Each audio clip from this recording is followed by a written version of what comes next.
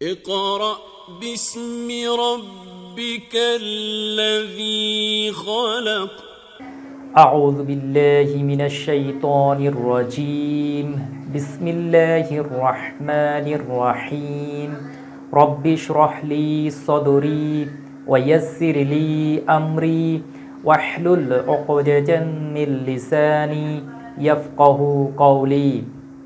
অর্থ বুঝে কোরআন পড়ি এর ধারাবাহিক আয়োজনের আজকের ক্লাসে আপনাদের সবাইকে স্বাগত জানাচ্ছি। আমি মোহাম্মদ উজ্জ্বল হোসাইন। আজকের ক্লাসে আমরা সূরা কাহফ এর তৃতীয় পর্বে সূরা কাহফ এর ৫ নং আয়াতের শব্দে শব্দে বাংলা অর্থ এবং এর গ্রামাটিক্যাল বিশ্লেষণ জানার চেষ্টা করব ইনশাআল্লাহ। ওয়া মা তাওফিকি ইল্লা বিল্লাহ আলাইহি তাওয়াক্কালতু ওয়া ইলাইহি উনীব। তো আমরা শুরু করি। আজকে হচ্ছে আয়াত ৫ এবং এটা হচ্ছে সূরা কাহফের উপরে ৪ নং পর্ব। এর আগে আমরা ৩টা ক্লাস নিয়েছি, আশা করি যে আপনারা ধারাবাহিকভাবে ক্লাসগুলো দেখছেন। তো এই আয়াতের প্রথমে শুরু হয়েছে মা লাহুম বিহি মিন ইলমি ওয়ালা লিআবাইহিম। তো এই অংশটা মূলত আগের আয়াতের সাথে রিলেটেড। হ্যাঁ, আগে আমি অর্থগুলো আলোচনা করি, তারপরে আগের আয়াতের সাথে কিভাবে রিলেটেড সেটা আমি বলবো। তো প্রথমেই এই জায়গায় দেওয়া আছে মা। তো মায়ের দুইটা অর্থ। আসলে মা যখন ইসমে মাউসুল হিসেবে আসে তখন এর অর্থ হয় যা, অর্থাৎ রিলেটিভ প্রোনাউন হিসেবে যখন আসে তখন যা যা কিছু এভাবে আসে। আর এই জায়গায় মায়ের অর্থ হবে না। হ্যাঁ, না, মায়ের আরেকটা অর্থ হচ্ছে না। দুইটা অর্থের হিসাবে ব্যবহৃত মা দ্বারা কোনো বাক্যকে নফি করা হয় অনেক ক্ষেত্রে। তো এটা হচ্ছে এই নফি করার মা। মা মায়ের পূর্বে মিমের উপরে দেওয়া আছে তাজদিদ। হ্যাঁ, শব্দের শুরুতে মিম আছে, তার উপরে তাজদিদ দেওয়া আছে। তো এর কারণ হচ্ছে আগের আয়াতে দেখবেন যে লেখা আছে কি, আগের আয়াতের শেষে আছে ওয়ালা দাহ। হ্যাঁ, অর্থাৎ ওয়ালা দালের উপরে দুইটা জবর দেওয়া আছে। হ্যাঁ, অর্থাৎ তানউইন দেওয়া আছে। তো আমরা জানি যে তানউইনের পরে যদি মিম আসে তখন ঈদগাম করতে হয়। তো ঈদগাম করার জন্য এই মিমের উপরে কি তাজদিদ দেওয়া হয়েছে, অর্থাৎ মিমকে এই জায়গায় মুশাদ্দিদ করা হয়েছে। কারণ যখন কেউ ওয়ালা দা এই জায়গায় যদি কেউ থামে ওয়াকফু করে তাহলে থামলো, আর যদি কেউ না থামে তখন সরাসরি মিমের মধ্যে চলে আসতে পারবে তাজদিদের মাধ্যমে। এই জন্য তাজদিদ দেওয়া হয়েছে এর উপরে। হ্যাঁ, অর্থাৎ এটা হচ্ছে তাজউইদের একটি নিয়ম, এর সাথে অর্থের তেমন সম্পর্ক নেই। তাহলে মা লাহুম, লা অর্থ হচ্ছে জন্য। আরবিতে এই জায়গায় দুইটা অংশ। তাহলে লি অর্থ হচ্ছে জন্য, আর হচ্ছে হুম হচ্ছে তাদের বা তারা। হ্যাঁ, একবার এক অর্থ আসবে। লিটা হচ্ছে এটা হচ্ছে হরফে জার, অর্থাৎ ইংরেজিতে যেমন প্রিপোজিশন আছে আরবিতে একে বলা হয় হরফে জার। তো লিটা হচ্ছে হরফে জার, জন্য, যেমন ইংরেজিতে আমরা ফর ব্যবহার করি, ফর জন্য। আর হুম হচ্ছে হুমের 3টা অর্থ হবে, অর্থাৎ তাদের, তারা, তাদেরকে, এভাবে যখন যে অর্থ আমাদের মিলে। তবে সাধারণত যেহেতু এই জায়গায় লি আছে, হরফে জারের পরে যদি এই দমির আসে, সর্বনাম আসে, প্রোনাউন আসে, তখন সেটা মাজরুর অর্থ দেয়, অর্থাৎ সেটা অধিকরণ, পসেসিভ অর্থ দেয়। অর্থাৎ লি হুম, তাদের জন্য। তখন আরেকটা বিষয় আমি বলে নেই, লি এর সাথে যখন হুম তালিল হয়, সন্ধি বিচ্ছেদ হয়, হ্যাঁ, তখন সেটা হয়ে যায় লাহুম। এই লিটা তখন লা হয়ে যায়। অর্থাৎ লি এর সাথে যখন হুম সংযুক্ত হয় তখন সন্ধি বিচ্ছেদের মাধ্যমে, আরবিতে একে বলা হয় তালিল, এই তালিলের মাধ্যমে সেটা হয়ে যায় লাহুম মানে তাদের জন্য। তখন এটার অর্থটা পসেসিভ কেজে আসে, অধিকরণ কারকে অর্থটা চলে আসে, যেহেতু আগে লা আছে। তাহলে লাহুম অর্থ হচ্ছে তাদের জন্য, এটা আমরা লিখলাম। তাহলে তাদের জন্য বিহি। তো এই বিটা হচ্ছে আরেকটা হরফে জার। হ্যাঁ, এই বি একটা হরফে জার। বি অর্থ হচ্ছে দ্বারা, দিয়া, কর্তৃক, বা আরেকটা অর্থ হয় ব্যাপারে বা বিষয়ে, কোন বিষয়ে। তো এই জায়গায় এই বিষয়ে বা ব্যাপারে কথাটা আসবে।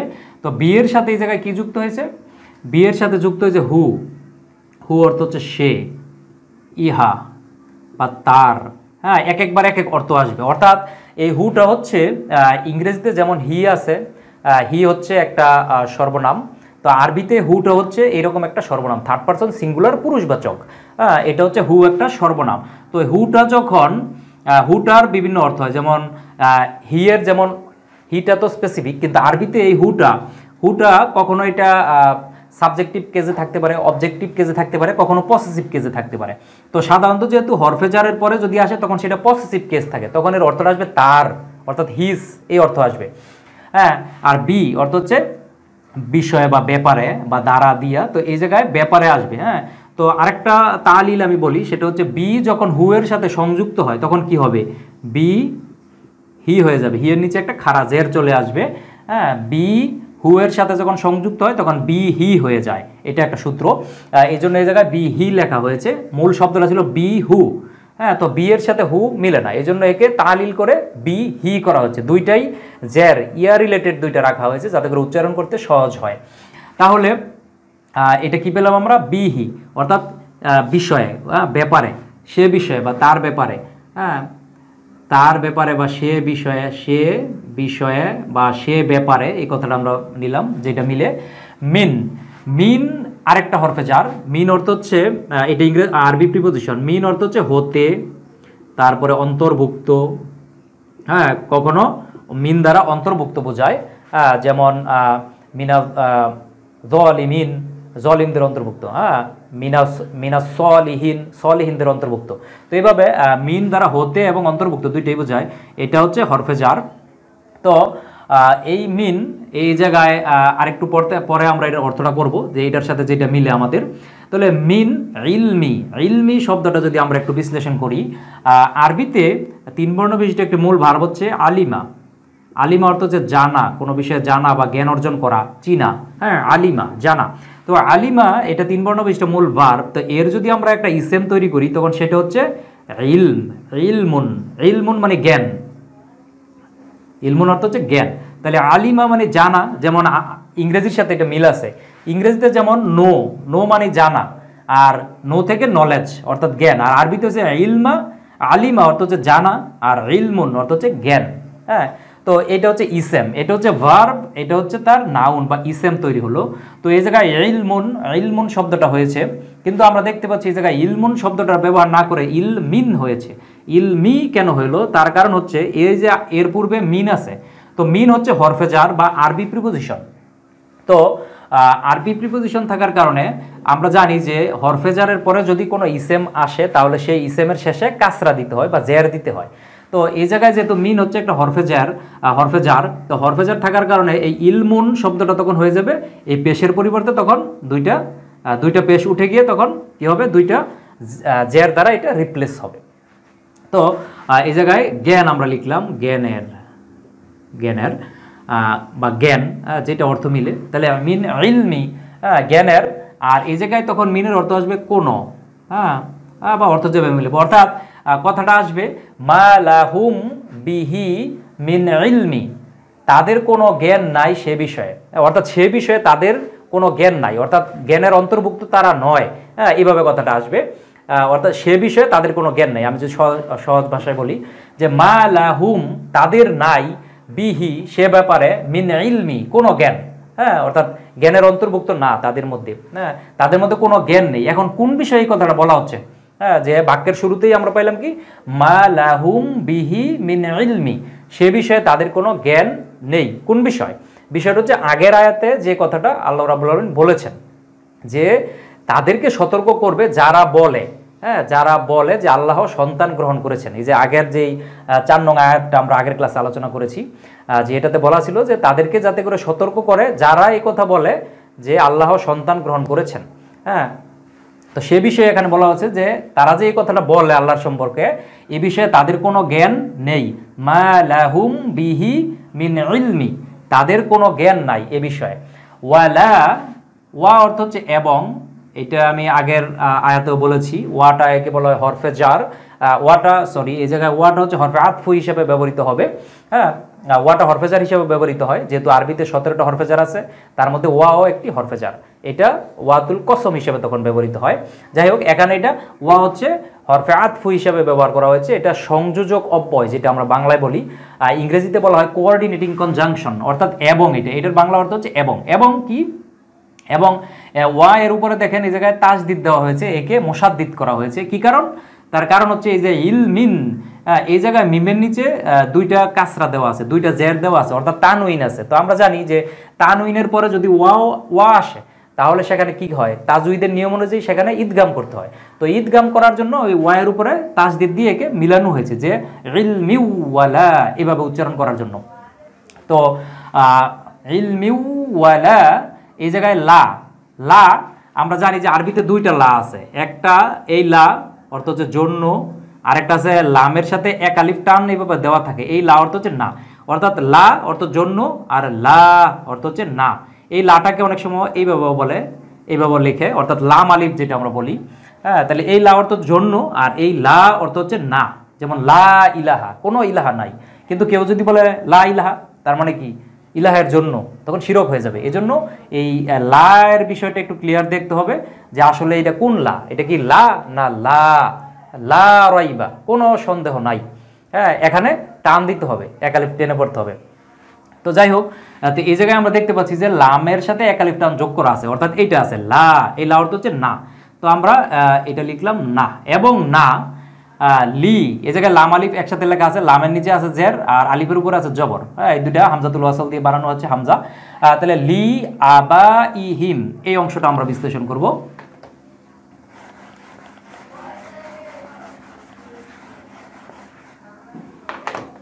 তো এই অংশটা যদি আমরা দেখি, এই অংশটা যদি দেখি তাহলে লি, তো লি আমরা ইতিমধ্যে আলোচনা করেছি, লি অর্থ হচ্ছে জন্য, এটা হরফে জার জন্য। আর পরের অংশটা যদি আমরা একটু বিশ্লেষণ করি, আবা ইহিম কিভাবে আসলো। আরবিতে একটি শব্দ হচ্ছে আবা, আবাউন, আবাউন, এটাকে সংক্ষেপে লিখে আবুন, আমি এটাই লিখলাম, আবুন মানে পিতা, আবুন মানে পিতা, অর্থাৎ এটা সম্পূর্ণটা ছিল আবাউন, আবাউন মানে পিতা, কিন্তু এটা আবুন সংক্ষেপে লেখা হয়, সংক্ষেপে বলা হয়। তো এই আবুন এর বহুবচন, এটা হচ্ছে নাউন, কিন্তু এটা হচ্ছে সিঙ্গুলার, ওয়াহিদ, এক বচনে আছে। তো এখন এর বহুবচন হচ্ছে এই শব্দটা যেটা লেখা আছে আবা, তখন ওয়াওটা তালিলের মাধ্যমে হামজা হয়ে যাবে আবাউন। আবাউন মানে হচ্ছে পিতৃপুরুষ বা পিতা, এটা বহুবচন। হ্যাঁ, পিতা, পিতারা বা পিতৃপুরুষ, একবারে পিতা দাদা এইভাবে যত আছে আর কি, পিতৃপুরুষ এভাবে বুঝাবে। আমরা লিখলাম বংশ আর কি, পিতৃপুরুষ লিখলাম, আমরা পিতৃপুরুষ বা পূর্বপুরুষ, এটা আমরা লিখতে পারি পূর্বপুরুষ, পূর্বপুরুষ। তাহলে আবুন থেকে আবাউন, তো এই জায়গায় কি লেখা আছে আবা ইহিম, এই অংশটা কিভাবে আসলো। তো এই আবাউন এই শব্দটার সাথে কি যোগ করা আছে, হিম, এটা মূল শব্দটা ছিল হুম, হুম ছিল, আবাউন এর সাথে হুম। হ্যাঁ, হুম মানে তাদের। হ্যাঁ, এটা আমরা আগেও আলোচনা করলাম এই জায়গায়, হুম মানে তাদের। তো হুমটা এই জায়গায় হয়ে গেল হিম, আর এই জায়গায় হামজা এর উপর দুইটা পেশ ছিল, এই জায়গায় হয়ে গেল হামজার নিচে একটা কাসরা জের। তার কারণ কি, তার কারণটা আমি আলোচনা করি। এটা হচ্ছে যেহেতু আমরা কোরআন মাজিদের প্রতিটা শব্দ আমরা বিস্তারিতভাবে জানতে চাই, বুঝতে চাই, সেজন্য একটু বিস্তারিত আলোচনা করছি। তো এই আবাউন এর সাথে যোগ হয়েছে হুম, আর তার পূর্বে আছে কি লি, এই যে এটা আছে লি, লি প্লাস আবাউন প্লাস হুম, এই তিনটা কিভাবে একটা আরেকটার সাথে ইন্টার রিলেটেড হয়, কিভাবে একটা আরেকটার উপরে আমল করে এবং চেঞ্জ করে, হ্যাঁ, মডিফাই করে অ্যাডভার্বের মতো। তো এই লি আর এই জায়গায় আবাউন, তো আবাউন আর এইটা, এই অংশটা আমরা আগে নেই। তো যখন আরবিতে দুইটা ইসেম, যেমন এটা একটা ইসেম কোনো কিছুর নাম, আর আরবিতে সর্বনামকেও ইসেম বলা হয়। তো যদি দুইটা ইসেম পাশাপাশি থাকে তখন বেশিরভাগ ক্ষেত্রেই একটা হয় মুদফ আর একটা হয় মুদফ ইলাইহি। তো এই জায়গায় প্রথমটা হয় মুদফ আর দ্বিতীয়টা হয় মুদফ ইলাইহি। হ্যাঁ, অর্থাৎ যার অধিকারে থাকে, যার মালিকানায় থাকে সে হয় মুদফ ইলাইহি, আর প্রথমটা থাকে মুদফ। যেমন আবাউন আর হুম, অর্থাৎ তাদের পিতৃপুরুষরা। হ্যাঁ, তাদের একটা র বা এর, এটা পসেসিভ কেসে আছে, অধিকরণ কারকে মাজরুরে আছে। হ্যাঁ, তো এই জন্য এটা হবে মুদাফ ইলাইহি আর এটা হচ্ছে মুদাফ। তো মুদাফ কখনো তানউইন নেয় না, যেহেতু এই আবাউনটা মুদাফ হয়েছে, তো মুদাফ কখনো তানউইন নেয় না। তখন এই দুইটা পেশ থেকে কি হবে, একটা পেশ কমে যাবে, একটা পেশ কমে যাবে। তো কমে যাওয়ার কারণে এখন কি হলো লি আবাউ, তো লি হচ্ছে হরফে জার, তো আমরা জানি যে হরফে জারের পরে যদি কোনো ইসেম আসে তাহলে সেই ইসেমের শেষে অবশ্যই একটা কাসরা দিতে হয়, একটা বা দুইটা কাসরা। হ্যাঁ, যেহেতু এই জায়গায় একটা পেশ আছে তার মানে একটা কাসরা হবে। তো আগে যেহেতু হরফে জার লি আছে, হ্যাঁ, এই জন্য আমরা কি করব, এখন এই পেশটা কেটে দিয়ে আমরা একটা কাসরা বা জের দিব।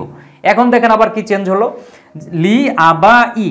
তো যদি হুমের পূর্বে, হ্যাঁ, হুম যেহেতু দমিরে মুত্তাসিল সংযুক্ত হয়েছে এই জায়গায়, হ্যাঁ, দমিরে মুত্তাসিল, তো সংযুক্ত দমির থাকার কারণে সংযুক্ত দমিরের পূর্বে যদি এই হুমের পূর্বে যদি জের আসে বা ইয়া আসে, তখন আর এটা হুম হয় না, তখন সেটা হয়ে যায় হিম, এই উচ্চারণ মিলানোর জন্য।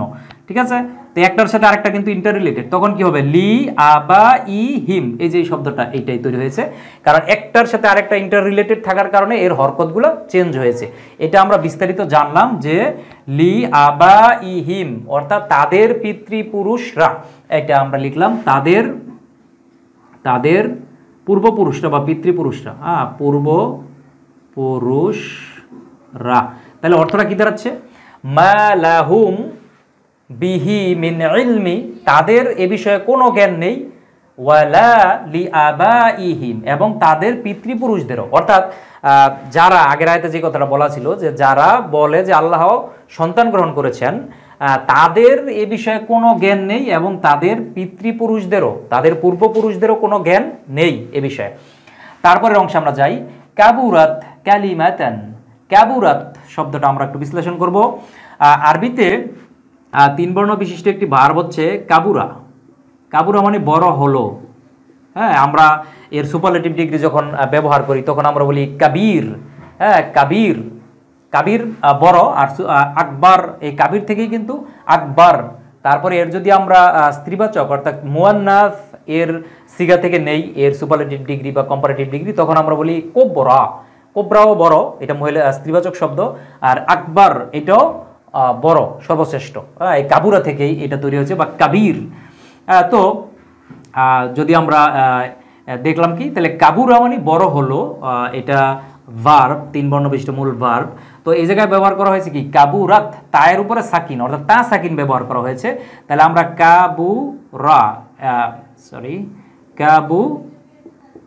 কাবুরা আর তা সাকিন ব্যবহার করা হয়েছে। তো আমরা জানি যে তা সাকিনটা যদি ব্যবহার করা হয় মূল ভার্বের সাথে অতীতকালের ক্ষেত্রে, অর্থাৎ ফেলে মাদিতে যদি তা সাকিন ব্যবহার করা হয়, তাহলে এটা কি হবে, ওয়াহিদ মুয়ান্নাসের সিগা হবে, মুয়ান্নাস। হ্যাঁ, তো মুয়ান্নাসের সিগা অর্থাৎ স্ত্রীবাচক, অর্থাৎ এটা শি একে ইন্ডিকেট করবে, তখন সাবজেক্ট হয়ে যাবে শি। নর্মালি কিন্তু একটা ভার্বের সাবজেক্ট থাকে হি থাকে, তো এর সাথে যদি লম্বা তা সাকিন যোগ করে দেওয়া হয় তখন সাবজেক্টটা চেঞ্জ হয়ে যাবে শি, অর্থাৎ কাবুরাত, সে বড় হলো, এটা পুরুষ একজনকে বোঝাবে। কিন্তু যদি আমরা বলি কাবুরা, সে বড় হলো একজন, পুরুষবাচক, আর কাবুরাত, সে বড় হলো একজন, এটা মহিলাদের ক্ষেত্রে ব্যবহার করা হবে, অর্থাৎ এর সাবজেক্ট হবে শি। তো এই জায়গায় শি সাবজেক্ট ব্যবহার করা হয়েছে, অর্থাৎ কাবুরাত, সে বড় হলো, আমরা এটা লিখলাম সে বড় হলো, সে বড় হলো। আচ্ছা, কাবুরাত কালিমাতান শব্দটা যদি আমরা একটু বিশ্লেষণ করি, কালিমাতান শব্দটা কিভাবে আসলো, যে কালিমাতান শব্দটা আরবিতে 3 বর্ণ বিশিষ্ট মূল ভার্ব হচ্ছে কালামা। কালামা মানে হচ্ছে আঘাত করা বা আহত করা।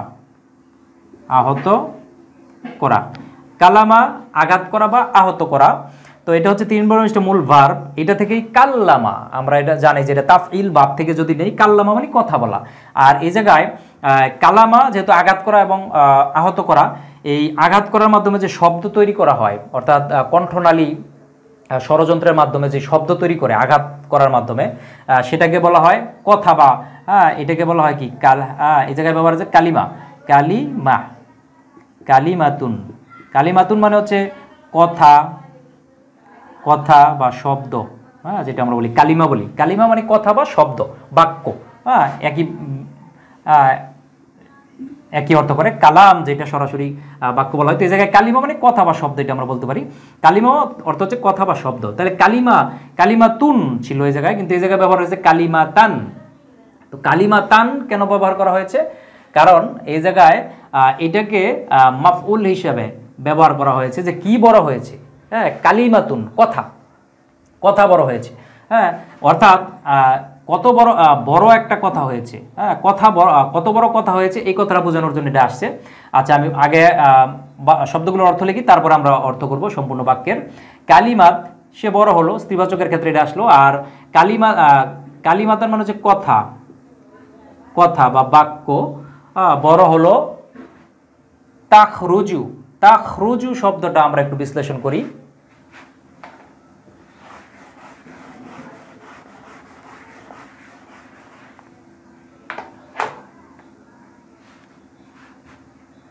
তাহলে তাখরুজু শব্দটা যদি আমরা একটু বিশ্লেষণ করি, আরবিতে 3 বর্ণ বিশিষ্ট মূল ভার্ব হচ্ছে খারাজা।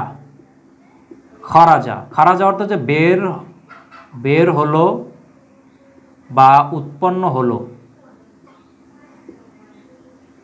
উৎপন্ন হলো, বের হলো বা উৎপন্ন হলো, খারাজা। এটা 3 বর্ণ বিশিষ্ট মূল ভার্ব। খারাজা থেকে কিন্তু এই যে খারিজ মানে বের হয়ে যাওয়া, যে একবারে সে বের হয়ে গেল, খারিজ হয়ে গেল। হ্যাঁ, তাহলে খারাজা বের হলো বা উৎপন্ন হলো, এই জায়গায় আছে কি তাখরুজু। তাহলে এটা হচ্ছে অতীতকালের ফর্ম। আমরা জানি যে ফেলে মাদি, প্রথম যে ফেলটা তৈরি হয়েছে সেটা হচ্ছে ফেলে মাদি, অতীতকালের ফর্ম। তো এরকে আবার বর্তমান ভবিষ্যতে কনভার্ট করতে হয়। তাহলে খারাজা ইয়াখরুজু, ইয়াখরুজু, ইয়াখরুজু, এটা হচ্ছে এর বর্তমান ভবিষ্যৎকালের ফর্ম ইয়াখরুজু। অর্থাৎ এই জায়গায় সাবজেক্ট হচ্ছে হি, সে বের হলো বা সে উৎপন্ন হলো। আর এই জায়গায় কি করা হয়েছে, তাখরুজু করা হয়েছে। তাখরুজুটা হচ্ছে যদি ফেলে মুদারির ক্ষেত্রে এই ইয়া এর পরিবর্তে যদি তা ব্যবহার করা হয়, তা ব্যবহার করা হয়, তাহলে সেটা সাবজেক্ট হয়ে যায় শি, শি হয়ে যায়। আবার কখনো এটা সাবজেক্ট হয়ে যায় ইউ, হ্যাঁ ইউ অথবা শি হয়ে যায়। এটা বাক্যে কি হিসাবে ব্যবহার করা হচ্ছে সেটার উপর ডিপেন্ড করে। যদি আমরা এটা স্ত্রীবাচক হিসাবে ব্যবহার করা হয় তখন এটাকে শি ধরবো, আর যদি এটা পুরুষবাচক হিসাবে ধরা হয় তখন ইউ ধরবো। তো এই জায়গায় যেহেতু এই ভার্বটা নেওয়া আছে কাবুরাত, আমি আগে বলেছি যে স্ত্রীবাচক ভার্ব, কালিমাত শেষে গুলতা আছে, এই গুলতা থাকলে এটাও স্ত্রীবাচকের আলামত। তো যেহেতু স্ত্রীবাচক বিষয়ে কথা বলা হচ্ছে সেজন্য এই জায়গায় তাখরুজু শব্দটা স্ত্রীবাচক হিসাবে নেওয়া হয়েছে ভার্বটা। হ্যাঁ, তাখরুজু, তাখরুজু মানে উৎপন্ন হয়, উৎপন্ন, উৎপন্ন হয়, হ্যাঁ উৎপন্ন হয় বা বের হয়, হ্যাঁ বের হয়। অর্থাৎ বড় কথা, বড় কথা বের হয়। হ্যাঁ, কাবুরাত কালিমাতান তাখরুজু, হ্যাঁ যে বড় কথা বের হয়। মিন আফওয়াহিহিম, তাদের মুখমণ্ডলী থেকে। হ্যাঁ, তাহলে মিন অর্থ হচ্ছে হতে, এটা আমি একটু আগে বলেছি যে মিন এই জায়গায় ছিল আবার কোন অর্থে আসছে। হ্যাঁ, নর্মালি মিন অর্থ হচ্ছে হতে বা অন্তর্ভুক্ত। হ্যাঁ, তাহলে এই মিন অর্থ হচ্ছে হতে, এটা হচ্ছে হরফে জার। ইংরেজিতে যেমন আমরা ফ্রম ব্যবহার করি, আরবিতে সেটা হচ্ছে মিন অর্থাৎ হতে। তাহলে মিন আফওয়াহিহিম, আফওয়াহিহিম শব্দটা আমরা একটু বিশ্লেষণ করব। আরবিতে ফাওয়াহা, ফাওয়াহা, এটা অর্থ হচ্ছে মুখ দিয়ে কোনো শব্দ উচ্চারণ করা, মুখ দিয়ে, মুখ দিয়ে শব্দ করা, মুখ দিয়ে শব্দ করা, ফাওয়াহা। একে সংক্ষেপে বলা হয় ফাহা, ফাহা। হ্যাঁ, এটাকেই ফাহা বলা হয়। যেহেতু ওয়াওটা হচ্ছে হরফে ইল্লত, এটা আমি আগের ক্লাসগুলোতেও বলেছি যে হরফে ইল্লতটা যখন মাদি মুতলাকের মধ্যে মাঝখানে আসে তখন সেটা আলিফের সূরতে আসে, এজন্য এই জায়গায় ওয়াটা আলিফের সূরতে ফাহা হয়েছে, অর্থাৎ মুখ দিয়ে কোনো শব্দ করা। তো এটা থেকেই কিন্তু এই যে ফু আমরা বলি, ফু, ফু দিয়ে যে শব্দটা করি, এই ফুটাকে, এটা আরবি শব্দ। তো এই ফা হা, এই শব্দটা থেকে এর একটা নাউন যদি তৈরি করি আমরা, এটা তো যে মুখ দিয়ে শব্দ নির্গত করা, শব্দ তৈরি করা, আর এর যদি নাউন তৈরি করি তাহলে সেটাকে বলা হয় ফুমুন। ফুমুন মানে মুখ। হ্যাঁ, এটাকে লেখা হয় ফুমুন। ফুমুন মানে হচ্ছে মুখ, মুখ যেটা। আর এর মুখ কিন্তু এটা হচ্ছে সিঙ্গুলার ফরম্যাটে আছে, এক বচনে আছে ফুমুন, ফুম, মুখ এক বচন। এর যদি আমরা এটা প্লুরাল করি, হ্যাঁ তখন এই প্লুরালটা হবে কি আফ, আফ ওয়া হুন, আফ ওয়া হুন, অর্থাৎ মুখ মণ্ডলী বা অনেক মুখ, হ্যাঁ মুখগুলো বা মুখমণ্ডলী আমরা লিখলাম, মুখমণ্ডলী। আফওয়াহুন অর্থাৎ এটা হচ্ছে বহুবচন, এটা জমা প্লুরাল, আর এটা হচ্ছে সিঙ্গুলার। ফুমুন মানে একটা মুখ, আর আফওয়াহুন মানে অনেক মুখ। তাহলে আফওয়াহুন এটা ব্যবহার করা হয়েছে এই জায়গায়। এর সাথে আবার কি করা হয়েছে, আবার আফওয়াহুন আবার হুম যোগ করা হয়েছে, হুম হুম মানে তাদের। হ্যাঁ, এটা আমি আগে দুইবার আলোচনা করেছি, দুই জায়গায় ছিল। তাহলে হুম মানে তাদের। তো আগের মতোই এই যে আগে আমরা একটা বিস্তারিত আলোচনা করলাম, এটা লি আ বা ই হিম কেন হলো, এটাও একই নিয়ম। হ্যাঁ, যে এর পূর্বে কি আছে দেখেন, এর পূর্বে আছে মিন। তো মিন হচ্ছে হরফে জার, আমি এই শব্দটা বিশ্লেষণ দেখাই। মিন হচ্ছে হরফে জার, তো হরফে জার যদি থাকে আর এই জায়গায় যেহেতু হুম তাদের আর আফওয়া হুন, এটা হচ্ছে মুদাফ ইলাইহি, মুদাফ, আর হুমটা হচ্ছে মুদাফ ইলাইহি। তো যেহেতু মুদাফটা তানউইন নেয় না, তখন দুইটা পেশের জায়গায় কিন্তু একটা পেশ হবে, ওইটার নিয়মেই, আগেরটা নিয়মেই। আর এই জায়গায় যেহেতু মিন আছে তার পূর্বে, তো মিনের পরে যদি কোনো ইসেম আসে তাহলে সেখানে কি হয়, কাসরা দিতে হয়, জের দিতে হয়। তো একটা জের যখন আমরা দিলাম মিন আফওয়া হি, তখন কিন্তু আর হুম হবে না, তখন সেটা হয়ে যাবে হিম, যেহেতু আগে জের আছে। তো এইটাই এভাবে হলো, মিন আফওয়া হি হিম, তাদের মুখমণ্ডলী থেকে, তাদের মুখমণ্ডলী থেকে। হ্যাঁ, কি লিখি, তাদের মুখমণ্ডলী থেকে। আচ্ছা, তাহলে অর্থটা কি দাঁড়াচ্ছে, কাবুরাত বড় হলো, হ্যাঁ, কালিমাতান কথা, তাখরুজু উৎপন্ন হলো। তাহলে বড় কথা উৎপন্ন হলো মিন আফওয়াহি তাদের মুখ থেকে, অর্থাৎ আমরা এটা এইভাবে বুঝতে পারি যে তাদের মুখ থেকে ভয়ঙ্কর কথা, বড় কথা, অত্যন্ত বড় কথা, যেটা আল্লাহর বিষয়ে তারা বলে যে আল্লাহ সন্তান গ্রহণ করেছেন, যে আল্লাহ রাব্বুল আলামিন নিজেকে এটা বলতে চেয়েছেন যে কত বড় কথা তাদের মুখ থেকে নির্গত হলো। হ্যাঁ, যে কত বড় কথা তাদের মুখ থেকে নির্গত হলো। তো তারপরের অংশে আমরা যাই, ইয়াকুলুনা ইল্লা কাযিবা, কাযিবা। তো আমরা এই অংশটাই এখন দেখব, যেহেতু ক্লাসটা একটু বিস্তারিত হয়ে যাচ্ছে, লম্বা হয়ে যাচ্ছে। তো ইনের অর্থটা আমরা, ইন নর্মালি ইনের অর্থ হচ্ছে যদি, কিন্তু যদি একই বাক্যের মধ্যে ইন যেই বাক্যে থাকবে সেই বাক্যে যদি ইল্লা থাকে, তখন সেই ইনের অর্থ হয়ে যায় না, আর ইল্লা অর্থ ব্যতীত, ব্যতীত বা না। হ্যাঁ, এই দুইটা তখন একই ধরনের অর্থ হয়ে যাবে, অর্থাৎ তখন মাইনাসে মাইনাসে বাক্যটা হয়ে যাবে অ্যাফার্মেটিভ, পজিটিভ হয়ে যাবে তখন সেটা। তো এই জায়গায় ইন অর্থ হচ্ছে তখন না হয়ে যাবে, আর ইল্লা অর্থ হচ্ছে ব্যতীত বা না, দুইটাই না একসাথে আসবে। বাকি দুইটা আমরা আলোচনা করি। তাহলে ইয়াকুলুনা, ইয়াকুলুনা শব্দটা কিভাবে আসলো, আরবিতে তিন বর্ণ বিশিষ্ট একটি মূল ভার্ব হচ্ছে কলা। কলা মানে সে বলল, এটা হচ্ছে ভার্ব, কিন্তু এটা হচ্ছে অতীতকালের ফর্ম। তো এর যদি আমরা বর্তমান ভবিষ্যৎকালের ফর্ম তৈরি করি, তখন সেটা হবে ইয়াকুলু, ইয়াকুলু, ইয়াকুলু, অর্থাৎ সে বলে বা বলবে, বর্তমান ভবিষ্যৎ, এটা একটা ভার্ব। তো এটা হচ্ছে ইয়াকুলু, এটা সে একজন, অর্থাৎ এখানে সাবজেক্ট হচ্ছে হি। তো এই জায়গায় আমরা যদি সাবজেক্ট যদি দে বানাতে চাই, অর্থাৎ বহুবচন প্লুরাল করতে চাই, তখন লিখতে হবে কি, ইয়াকুলুনা, ইয়াকুলুনা, অর্থাৎ একটা উনা যোগ হবে এর সাথে, ইয়াকুলু এর সাথে একটা উনা যোগ করে দিতে হবে, ওয়াও নুন যোগ করে দিতে হবে।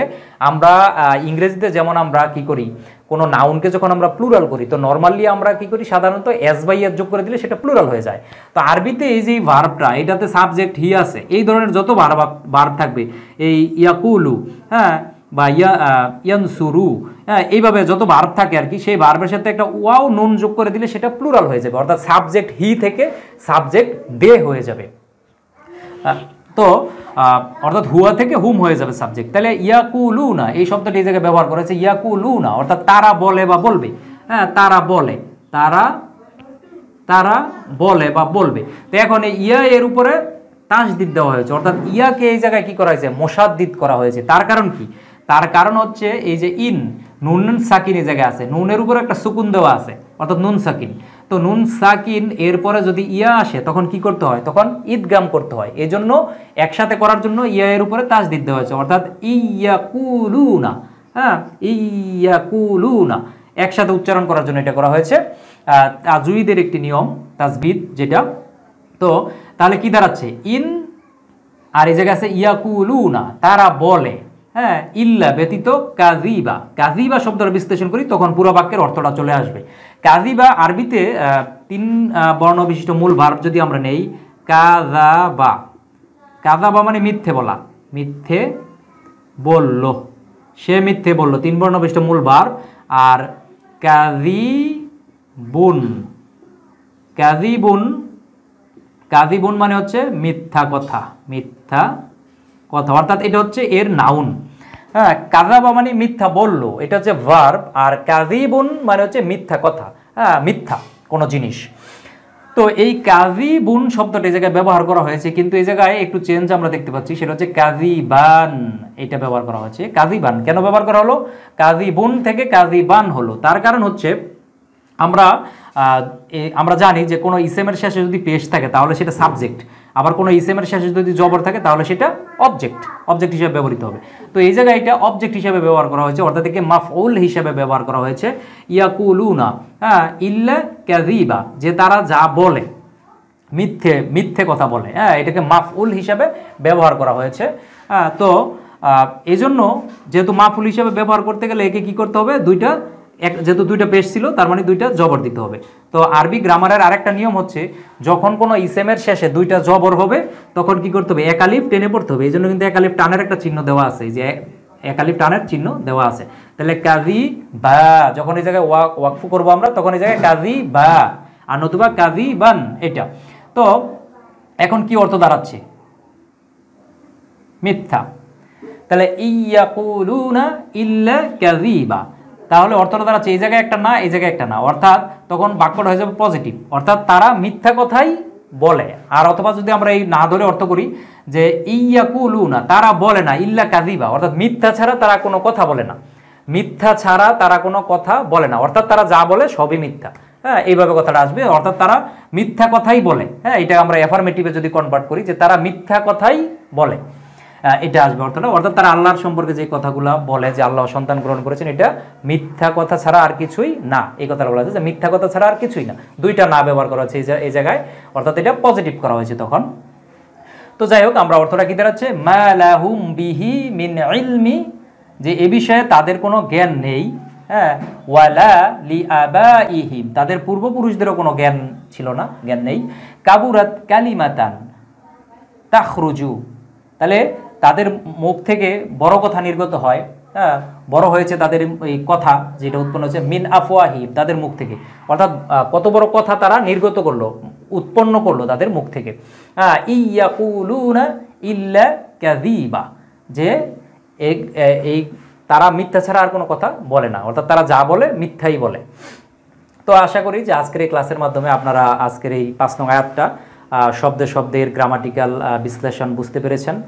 তো ধন্যবাদ সবাইকে। আসসালামু আলাইকুম ওয়া রাহমাতুল্লাহি ওয়া বারাকাতুহু।